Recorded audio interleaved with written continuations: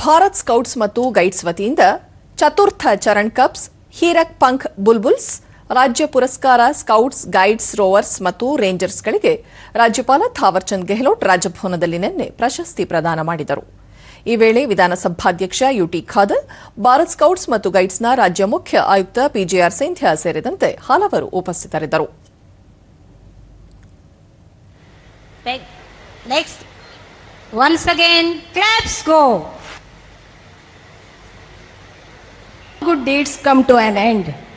Now I would like to call upon Shri K. Gangappa State ಬಳಿಕ ರಾಜ್ಯಪಾಲ ಥಾವರ್ಚಂದ್ ಗೆಹ್ಲೋಟ್, ರಾಜ್ಯದ ಎಲ್ಲ ಶಾಲೆಗಳಲ್ಲಿ ಸ್ಕೌಟ್ಸ್ ಮತ್ತು ಗೈಡ್ಸ್ ಚಟುವಟಿಕೆಗಳನ್ನು ಆರಂಭಿಸಲಾಗಿದ್ದು, ಇಂದು 7,50,000 ಸದಸ್ಯರನ್ನು ಈ ಸಂಸ್ಥೆ ಹೊಂದಿದೆ. ಉತ್ತಮ ಆಲೋಚನೆ, ಸಂಸ್ಕಾರ, ಸಂಸ್ಕೃತಿ, ಆಧ್ಯಾತ್ಮಿಕ ವಿಷಯಗಳ ಕುರಿತು ವಿದ್ಯಾರ್ಥಿಗಳಿಗೆ ಮಾಹಿತಿ ನೀಡುತ್ತಿರುವುದು ಉತ್ತಮ ಬೆಳವಣಿಗೆ ಎಂದರು. 6,738 विद्यार्थियों को क्रमशः चतुर्थ चरण हीरक पंख और राज्य पुरस्कार अवार्ड से सम्मानित किया गया है.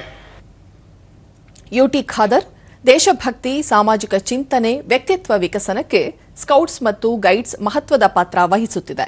ವಿದ್ಯಾರ್ಥಿಗಳಲ್ಲಿ ಆತ್ಮವಿಶ್ವಾಸ ಹೆಚ್ಚಿಸಿ ನಾಯಕತ್ವದ ಗುಣಗಳನ್ನು ಬೆಳೆಸುವಲ್ಲಿ ಸಹಕಾರಿಯಾಗಿದೆ ಎಂದರು.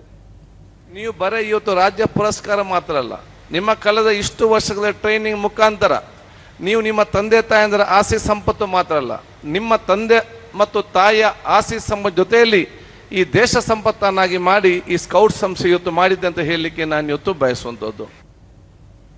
ಪಿಜಿಆರ್ ಸಿಂಧ್ಯಾ, ರಾಜ್ಯದಲ್ಲಿ ಪ್ರಥಮ ಬಾರಿಗೆ ಸ್ಕೌಟ್ಸ್ ಮತ್ತು ಗೈಡ್ಸ್ಗೆ ಸೇರಿದವರ ಸಂಖ್ಯೆ 8 ಲಕ್ಷಕ್ಕೆ ತಲುಪುತ್ತಿದೆ. ಇದು ಹೆಮ್ಮೆಯ ಸಂಗತಿ ಎಂದು ತಿಳಿಸಿದರು. ಸಾಧನೆಯನ್ನು ಈ ಗಳಿಗೆಗೆ ನಾವು ಮಾಡಿದ್ದೇವೆ. ಬಹುಶಃ ಕರ್ನಾಟಕ ರಾಜ್ಯದ ಚರಿತ್ರೆಯಲ್ಲಿ 100ಕ್ಕೆ 100ರಷ್ಟು ಸೆನ್ಸಸ್ ಮಾಡತಕ್ಕಂಥದ್ದು ಇದೇ ವರ್ಷ ಅಂಥೇಳಿ ನಾನು ಭಾವಿಸಿದ್ದೇನೆ.